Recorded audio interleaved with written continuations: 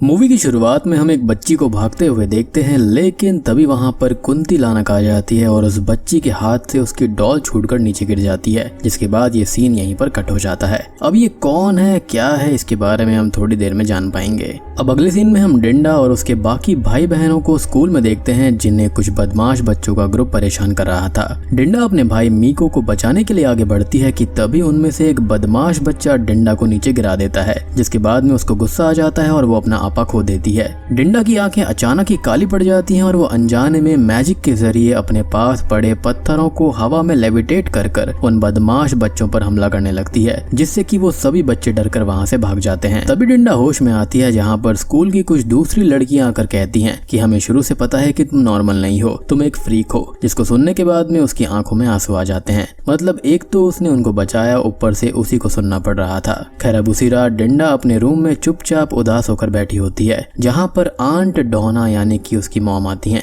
यानी कि उसकी रियल मॉम नहीं, लेकिन वो उनको मॉमी बोलती थी, जिनसे कि डिंडा ये पूछती है कि क्या वो सच में एक फ्रीक है, जिस पर वो उसको समझाती है कि वो असल में एक स्पेशल चाइल्ड है और इसलिए उसे दुखी नहीं होना चाहिए। अब ये सुनकर डिंडा बताने लगती है कि जब से वो ओजुंग सीदो विलेज से कुंती लानक को मारकर लौटी है, तब से उसे ऐसा एहसास होता है कि उसके अंदर कोई खतरनाक शक्ति है, जिस पर मॉम उसको कहती है कि तुम यूनिक हो, खतरनाक नहीं। इसलिए अगर तुम्हें कोई भी फ्रीक बोलता है तो तुम उनकी बातों पर ध्यान नहीं देना। अब अगले दिन आंट डोना अपने सभी एडॉप्टेड बच्चों के साथ 3 साल पूरे होने की खुशी में केक काटती हैं। लेकिन केक काटने से पहले जैसे ही सभी लोग कैंडल ब्लो करने के लिए फूंक मारते हैं कि तभी अचानक से ही डिंडा को कुंती लानक नजर आने लगती है, जिससे वो काफी डर जाती है, लेकिन वो किसी को भी इसके बारे में नहीं बताती। उसी रात अब डिंडा सो रही होती है कि तभी उसे नॉक करने की आवाज आने लगती है, जिसके बाद में वो उठकर कमरे से बाहर जाती है, जहाँ पर उसे सफेद चादर में कोई दिखता है जो कि उसे डराने की कोशिश कर रहा था। अब यहाँ पर वो इतनी डर जाती है कि वो अपना आपा खोकर वापस से उसी मैजिक को यूज करने लगती है, जिससे कि चादर में छिपा हुआ पंजी बुरी तरह से घायल हो जाता है।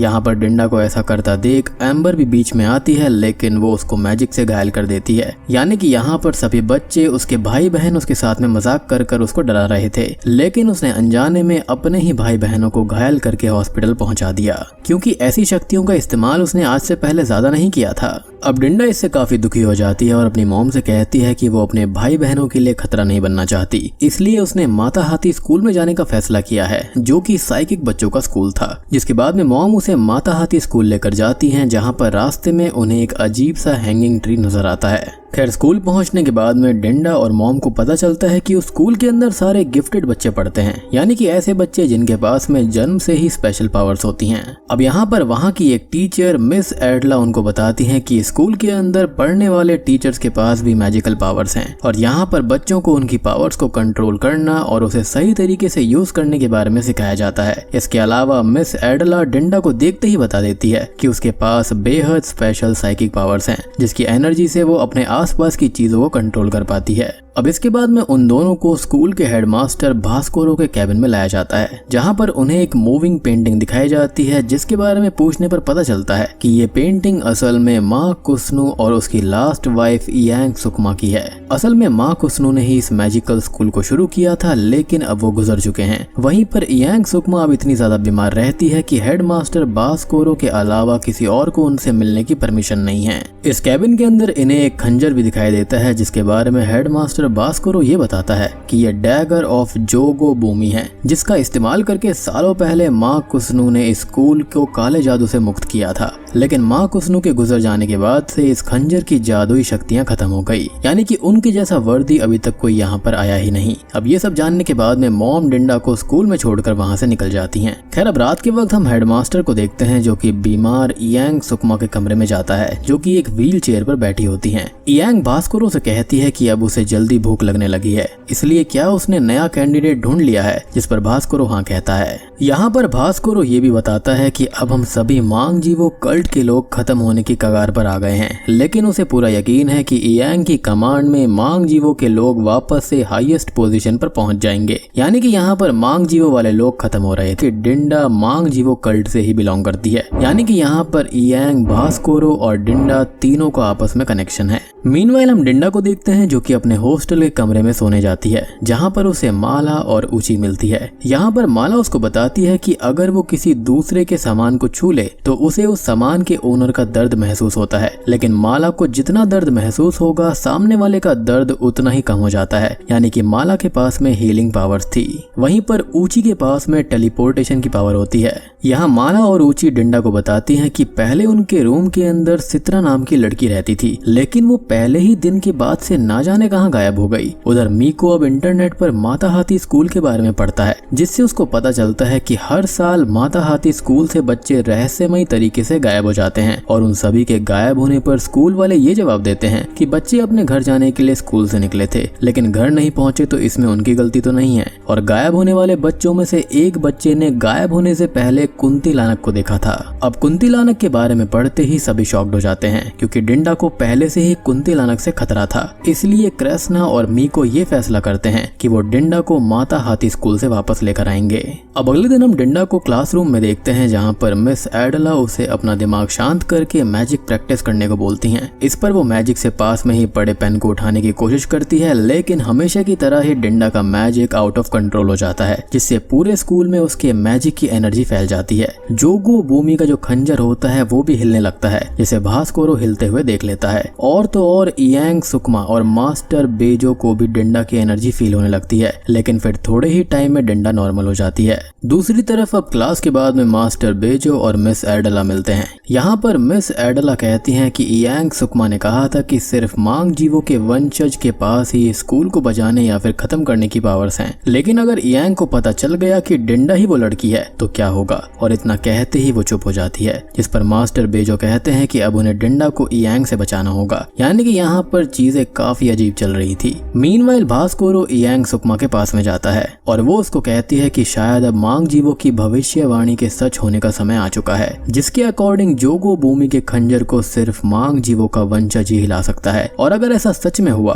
तो अब वो और इयांग सुकमा 80 सालों तक एक हो जाएंगे। अब दोस्तों यहाँ पर इयांग सुकमा अपने और भास्कोरो के एक होने की बात नहीं कर रही थी, बल्कि किसी और की ही बात हो रही है, जिसके बारे में हम थोड़ी देर में जान पाएंगे। और अगर अभी तक आप ये नहीं समझ पा रहे हैं कि मांग जीवो क्या है, तो मैं आपको शॉर्टकट में बता दूं कि मांग जीवो कल्ट के लोगों ने ही सबसे पहले कुंती लानक को बनाया था। Now coming back to the story, जहां पर हम भास्कोरो को देखते हैं जो कि एक बच्चे को किडनैप करके एक कमरे में लेकर आता है। मीनवाइल मीको और कृष्णा माता हाथी स्कूल पहुंच जाते हैं, जहां पर उनकी मुलाकात मिस एडला और मास्टर बेजो से होती है, जो कि उन दोनों से कहते हैं कि तुम दोनों अभी डिंडा से कुंती लानक के बारे में कुछ नहीं कहोगे, और जब तक हम सारी सच्चाई का पता नहीं लगा लेते तुम दोनों इसी स्कूल में स्टूडेंट्स बनकर रहोगे। मीनवाइल डिंडा को मीको और कृष्णा के हॉस्टल में होने का एहसास हो जाता है और वो सीधा उनके रूम में पहुंच जाती है, जहां पर कृष्णा उसे अपने साथ घर चलने को कहता है, लेकिन डिंडा उसको कहती है कि वो यहाँ पर खुश है और वो घर नहीं जाएगी। असल में डिंडा को इन सब के लिए बहुत ही ज्यादा फिक्र होती है, इसलिए वो वहाँ पर नहीं जाना चाहती थी। अब इसी दौरान हम कुंती लानक को देखते हैं जो कि उसी किडनैप हुए बच्चे के पास जाकर उसकी सोल को अपने अंदर खींच लेती है, और उसके ऐसा करते ही इयांग सुकमा की बॉडी में एक नई एनर्जी आ जाती है और वो व्हील चेयर से उठकर खड़ी हो जाती है। तो अब हम समझ पा रहे हैं कि स्कूल से बच्चे असल में गायब कहाँ होते हैं। खैर अगले दिन हम मिस एडला को देखते हैं जो कि डिंडा को कुंती लानक को बुलाने का मंत्र सिखाती है। दूसरी तरफ हम इयांग को देखते हैं जिसने 3 बच्चों को कैद करके रखा होता है, जिसमें मीको और कृष्णा का रूममेट डेनिस भी होता है। इधर डेनिस को गायब देखकर मीको और कृष्णा उसको ढूंढना शुरू करते हैं, और इसी दौरान उन्हें एक अलमीरा के अंदर अभी तक गायब हो चुके सभी बच्चों का सामान मिलता है, जिसमें से एक डॉल को माला छूकर बताती है कि यह डॉल सित्रा की है, जिसे कुंती लानक ने मार दिया था। और दोस्तों आपको याद होगा कि शुरुआत में हमने एक लड़की को देखा था जिसके हाथ से डॉल गिर गई थी, तो वो कोई और नहीं बल्कि सित्रा ही थी, जिसके बारे में जानकर डिंडा काफी डर जाती है। अब तभी वहां पर भास्कोरो आ जाता है जो कि डिंडा को इयांग सुकमा के पास में लेकर जाता है, जो कि उसके ब्रेन को रीड करके श्योर हो जाती है कि डिंडा ही वो लड़की है जिसके बारे में मांग जीवो ने भविष्यवाणी करी थी। और हम जानते हैं कि वो जो मिरर्स होते हैं ना, उनकी मदद से भविष्यवाणी की जा सकती है। खैर उधर मिस एडला और मास्टर बेजो कुंती लानक को खत्म खत्म करने के लिए एक जादुई किताब पढ़ते हैं, जिससे उनको पता चलता है कि कुंतिलानक को प्यार और हिम्मत की ताकत से हराया जा सकता है। वहीं दूसरी तरफ भास्कोरो और मिस लेमू एक एक करके बच्चों को किडनैप करना शुरू कर देते हैं, यानी कि यहाँ पर काफी सारे टीचर्स भी इस चीज में शामिल थे। अब इसके बाद में अगले दिन इयांग सुकमा डिंडा को अपने पास बुलाती है और उसे बताती है कि डिंडा मांग जीवो की आखिरी वंशज है, जिसका वो सालों से इंतजार कर रही थी, और डिंडा ही वो अकेली लड़की है जो कि उसकी पावर्स को बढ़ा सकती है। अब ये सब सुनकर डिंडा बेहोश हो जाती है। और दोस्तों, यहाँ पर खुलते हैं इस मूवी के असली पत्ते। यहाँ पर इयांग सुकमा बताती है कि कई दशक पहले न्याई रातू उसके पास में आई थी और उसने इयांग से ये कहा कि वो इयांग की बॉडी से जुड़ जाएगी, जिससे कि इयांग और न्याई रातू दोनों साथ में पावरफुल बन जाएंगे और सालों तक जिंदा रहेंगे। लेकिन ये साथ बनाए रखने के लिए उसे साइकिक बच्चों यानी कि मैजिकल पावर्स वाले बच्चों की आत्मा चाहिए होगी, जो कि उन्हें कम से कम 1 साल तक साथ में पावरफुल बनाए रखेगी। और फिलहाल जो कुंतिलानक यहाँ पर रहती है वो कोई और नहीं बल्कि न्याई रातू ही है, जो कि कुंतिलानक में कन्वर्ट हो चुकी है। लेकिन न्याई का ये कहना था कि जब वो किसी पावरफुल डिंडा जैसी बच्ची को अपना शिकार बनाएगी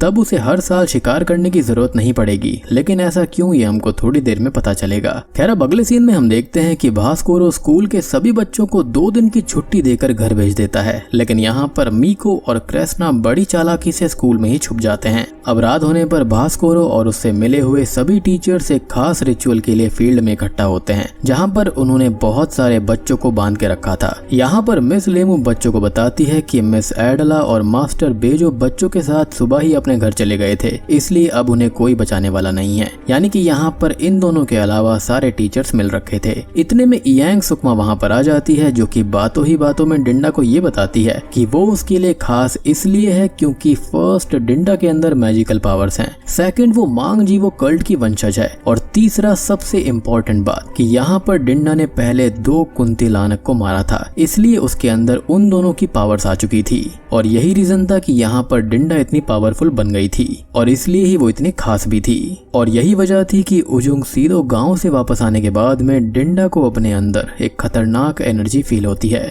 इयांग यहाँ पर आगे बताती है कि अगर वो डिंडा की आत्मा ले लेती है तो वो इतनी पावरफुल हो जाएगी कि उसे आने वाले 80 सालों तक किसी और बच्चे को मारने की जरूरत नहीं पड़ेगी। जिसके बाद में भास्कोरो आंख बंद करके रिचुअल शुरू करता है और फिर देखते ही देखते इयांग कुंतिलानक में बदल जाती है, जो कि एक बच्ची की आत्मा खींचने लगती है। यानी कि इयांग और न्याय जो कि कुंतिलानक थी वो दोनों मिल चुके थे और दोनों ताकतवर बनने के लिए लोगों की स्पिरिट को खींच रहे थे, यानी कि खास बच्चों की स्पिरिट को। अब इसके बाद में पीछे छिपी हुई मिस एडला कुछ टीचर्स को अपने वश में करके भास्कोरो को पिटवाने लगती है, यानी कि ये दोनों वापस नहीं गए थे। मीनवाइल मास्टर बेजो, मीको और क्रेस्ना सभी बच्चों को आजाद करके वहां से भागते हैं। लेकिन तभी डिंडा पर कुछ टीचर्स अटैक करने की कोशिश करते हैं, जिनसे बचने के लिए डिंडा ऐसा जोरदार मैजिक करती है कि वो टीचर्स तो मारे ही जाते हैं, साथ में साथ जोगो भूमि के खंजर के अंदर बहुत ही ज्यादा हलचल होती है और उसकी जो कवर होती है ना वो भी टूट जाती है। और तो और कुंतिलानक भी वहां से गायब हो जाती है, यानी कि उसकी शक्ति बहुत ही खतरनाक थी। और मैं तो ये सोच रहा हूँ कि अभी तो वो बच्ची है, बड़ी होकर क्या करेगी। इसी बीच भास्कोरो उन टीचर्स को खत्म कर देता है, लेकिन दूसरी तरफ 2 बच्चे मिलकर अपनी शक्तियों से मिस लेमू को खत्म करते हैं, जिसके बाद में सभी बच्चे मिस एडला के साथ भागते हैं, जबकि मास्टर बेजो भास्कोरो को रोकने के लिए पीछे रुक जाते हैं। जहाँ पर भास्कोरो कहता है कि तुम भी हमें ज्वाइन करके मांग जीवो बन सकते हो, लेकिन मास्टर बेजो उसको मना कर देता है और फिर दोनों के बीच में जोरदार फाइट होती है, जिसके अंदर भास्कोरो खत्म हो जाता है। मीनवाइल सारे बच्चे भागते हुए उसी कैबिन में पहुंच जाते हैं जहाँ पर जादुई खंजर होता है। यहाँ पर मिस एडला डिंडा को समझाती है कि उसे ही खंजर से कुंतिलानक को खत्म करना होगा, लेकिन तभी वहाँ पर कुंतिलानक आकर मिस एडला की आत्मा को खींचने लगती है, जिसके बाद में डिंडा उसे खंजर दिखाकर वहाँ से भगाती है। अब ये सभी लोग भागते हुए मेन गेट पर पहुंचते हैं, लेकिन तभी डिंडा कहती है कि हमें ऐसे भागने के बजाय कुंतिलानक को मारकर स्कूल को बचाना चाहिए। जिसके बाद में सभी लोग वापस अंदर जाते हैं, लेकिन तभी कुंतिलानक क्रेस्ना और मिस एडला पर हमला करके उनको मारती है। और आपको याद होगा कि इयांग ने एक चीज कही थी